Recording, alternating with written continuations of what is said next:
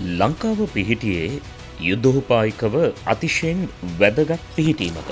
ඒ නිසාම ලංකාව කෙරෙහි අතීතයේ පටන්ම විවිධ ජාතීන්ගේ ඇසගැටීම නොවැළැක්විය හැකි වුණා.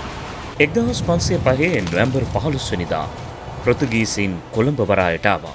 1658 වෙද්දී ලංකාවේ පෘතුගීසීන්ගේ අවසන් බලකොටුව වුණු යාපනය බලකොටුව ලන්දේසින් යටත් කරගන්නවා. 1796 දක්වා ලන්දේසීහු ලංකාවේ මුහුදුබඩ පෙදෙස් පාලනය කළා. 1796 දී මෙහි පැමිණි ඉංග්‍රීසීන් ටිකෙන් ටික අපේ මුළු රටම යටත් කරගත්තා. අපේ ජාතිය අධිරාජ්‍යවාදීන්ගේ සපත්තුවට සම්පූර්ණයෙන්ම යට වුණා. කන්ද උඩ රට ශුද්ධ භූමියේ මගුල් මඩුවට රැස් වෙලා ඉංගිරිසි කළු වැල්ලා කුරු යට මගේ රට යටපත් කළා. කන්ද උඩ රට ශුද්ධ භූමියේ මගුල් මඩුවට රැස් වෙලා 1818 වෙල්ලස්සේ කැරල්ලත් 1848 මාතලේ කැරල්ලත් එදා යටත් විජිතවාදී අධිරාජ්‍යවාදයට දැක් වූ ප්‍රබල විරෝධයන්. 1818 කැරැල්ල යටත් විජිත රටවල අධිරාජ්‍යවාදයට විරුද්ධව ලොව සිදු වූ පළමු කැරැල්ලයි. මේ පිළිබඳව කාල් මාක්ස් පවා ඔහුගේ ලේඛනවල සඳහන් කොට තිබේ. බතකා ඉවරයි බලමින් උන්නොත් ටික කලකින් සිංහල හාලේ ඉංග්‍රීසි හරකා උඩ රට ඉඩමෙන් පන්නන්නට සැරසෙව්රාලේ.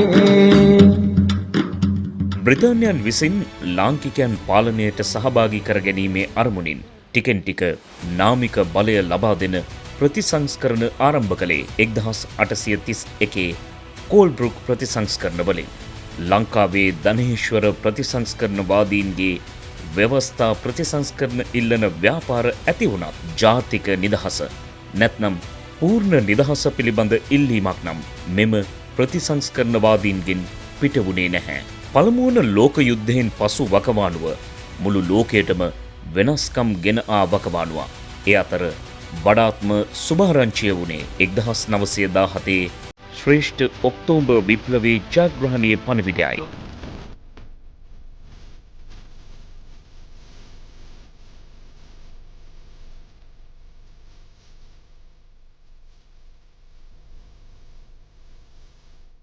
එක්දහස් නවසය 15 මාර්තු මාසයේ ආරම්භව ජාතික නිදහස ගැන කතා කළ තරුණ ලංකා සංගමේ රැඩිකල් පිරිස්වලට මේ ඔක්තෝබර් විප්ලවී ජයග්‍රහණය ආශ්වාදයක් වුණා. ඉන්දියාවේ මහා ස්වාධීනතා ව්‍යාපාරය විසින් දිරිගන්වනු ලැබූ මේ තරුණයින් බ්‍රිතාන්‍ය පාලනය අවසන් කිරීම පමණක් නොව මහා අවපාතය විසින් ඇති කරන ලද සමාජ ව්‍යසනය ඉදිරියේ සමාජවාදය දෙසටද නැඹුරු වුණා. ලංකාවේ වමේ ව්‍යාපාරයේ ඉතිහාසය ආරම්භ වන්නේ මෙවන් පසුබිමක 1930 දශකය ආරම්භ වීමත් සමගයි. වමේ පණිවිඩය දිවෙනට රැගෙන එන්නේ එදා උසස් අධ්‍යාපනයට එංගලන්තයට සහ ඇමරිකාවට ගොස් සමාජවාදය උගෙන ලංකාවට එන මධ්‍යම පාන්තික තරුණ කොටස් විසින්ය. එහි සමාරම්භකයා දොස්තර සුගීශ්වර වික්‍රමසිංහ, ඉන් පස්සේ පිලිප් ගුණවර්ධන, ලෙස්ලි ගුණවර්ධන, කොල්වින් ආර් සිල්වා සහ එන්.එම්. පෙරේරාත් ලංකාවට එනවා.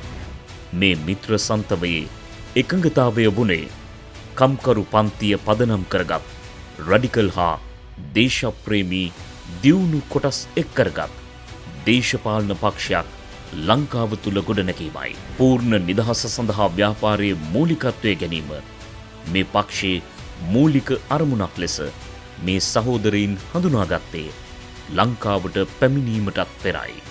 ඉංග්‍රීසි යටත් විජිත ස්වාමියන් විසින් පොපිමල් දිනේ නමින් පළමු ලෝක යුද්ධයේදී මියගිය හමුදා සැබළුන් සඳහා තම යටත් විජිතවල මුදල් එකතු කිරීමේ ව්‍යාපාරයක් ආරම්භ කළේ මේ කාලයේදී. ලංකාවේ රැඩිකල් තරුණයෝ මේ පොපිමල් දිනයට විරෝධය පා සූර්යමල් ව්‍යාපාරය නමින් සංවිධානයක් ආරම්භ කළා. මෙම ව්‍යාපාරය පැහැදිලිවම අධිරාජ්‍ය විරෝධී සටන්කාමී එකක්. ලංකාවේ වෙනසක් අපේක්ෂා කළ රැඩිකල් වාම අදහස් ඇති තරුණයන් එකමුතු වුණේ මේ සූරියමල් ව්‍යාපාරය හරහායි. ලංකාවේ වමේ ව්‍යාපාරයේ මූල බීජය පැලවන්නේ මේ සූරියමල් ව්‍යාපාරය හරහායි. 1934 වර්ෂය උදාවන්නේ මුළු රටටම විපත්තිකාරක වසංගතයක් සමගින්. මැලේරියා රෝගය මුළු රට පුරාම පැතිර යනවා. කෑගල්ල, පොල්ගහවෙල, අවිස්සාවේල් ආදී ප්‍රදේශවල තත්ත්වය බරපතලයි. ජනතාව බුරුතු පිටින් මැරී වැටුණා.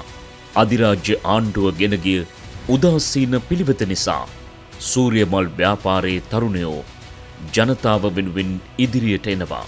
1935 දෙසැම්බර් 18 වෙනිදා සූරියමල් ව්‍යාපාරයේ පුරෝගාමී අධිරාජ්‍ය විරෝධීහු විප්ලවවාදී දේශපාලන පක්ෂයක් පිහිටුවීම සඳහා එක් වුණා.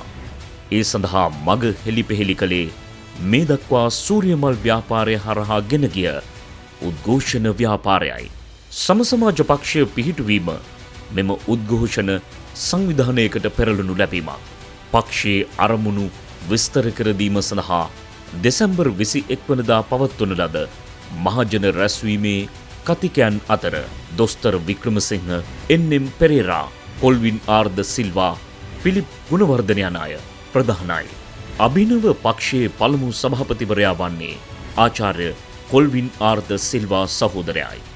සූරියමල් ව්‍යාපාරයේ කටයුතු කළ බොහෝ දෙනෙක් පක්ෂයේ කාරක සභාවට පත් වුණා. පසු කලෙක කමියුනිස්ට් පක්ෂයේ ආරම්භකයන් වූ දොස්තර වික්‍රමසිංහ, එම්.ජී. මෙන්ඩිස් වගේ අයත් ඒ අතර හිටියා. සමසමාජ පක්ෂයේ වැඩපිළිවෙල ඉල්ලීම් 22කින් සමන්විත වූ පුළුල් එකක්. පූර්ණ නිදහස වගේම අවම බැටුප්, රැකියා නැති අයගේ ආරක්ෂාව, පැය 8ක වැඩදිනය, කර්මාන්ත ශාලා නීති, සෞඛ්‍ය පහසුකම්, ගෙවල් කුලී සීමා කිරීම ආදී ප්‍රගතිශීලී ඉල්ලීම් එහි අඩංගුයි. ළමා ශ්‍රමය අවසන් කිරීම, පාසල් ළමුන් සඳහා පොත්, කිරි හා ආහාර වේලක්, රජයේ දෙපාර්තමේන්තුවල ස්වභාෂාවෙන් වැඩ කිරීම ආදී යෝජනාත් එහි තිබුණා.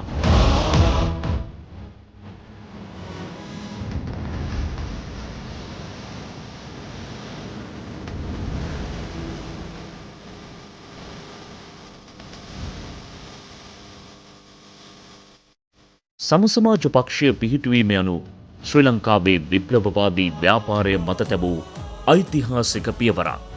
නිදහස සහ සමාජවාදය සඳහා පොදු ජනතාව ඒකාන්ත ලෙසම මෙහෙයවීම අරමුණු කරගත් වාමාංශික එකමුතුව ආරම්භ වන්නේ එලෙසින්.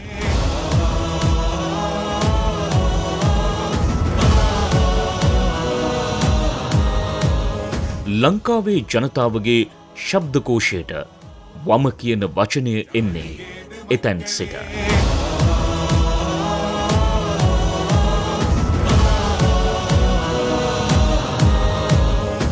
අදින් වසර 90කට පෙර ලංකාවේ වාමාංශික ව්‍යාපාරය නිල ආරම්භය සනිටුහන් වෙන්නේ එහෙමයි.